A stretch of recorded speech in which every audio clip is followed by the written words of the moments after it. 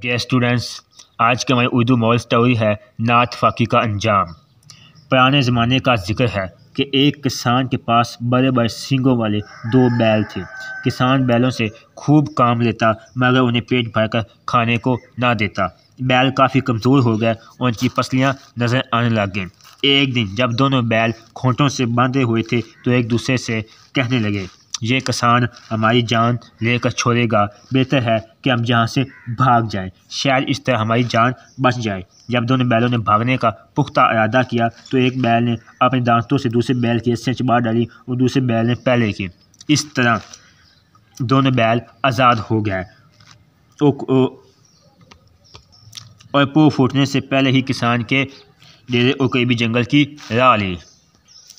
وہ جس جنگل میں پہنچے وہ بڑا شاداب تھا۔ دونوں بیلوں کو کھلی فضا راس آئی۔ کچھ ہی دنوں میں دونوں بیل موٹے تازے ہو گئے۔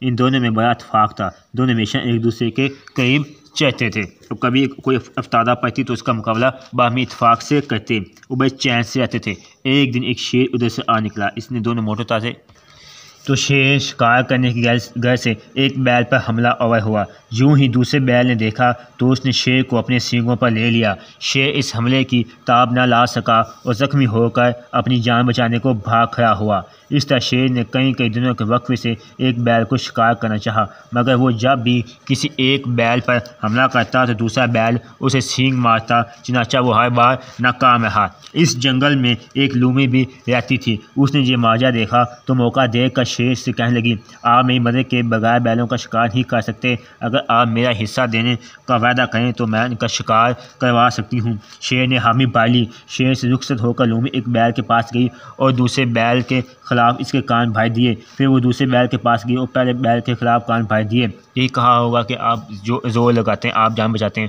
دوسرے بیل کو کہا ہوگا جی آپ زور لگاتے ہیں آپ جان بچاتے ہیں، اور پہلے بیل کے خلاف کان بھر دیے۔ اس طرح لومڑی نے دونوں بیلوں میں بدگمانی پیدا کر دی۔ اس کام سے فارغ ہو کر لومڑی شیر کے پاس گئی اور اسے خوشی بتایا کہ اس نے دونوں بیلوں میں نااتفاقی پیدا کر دی ہے۔ اب وہ ایک دوسرے کی مدد نہیں کریں گے، آپ انہیں آسانی سے شکار بنا سکتے ہیں۔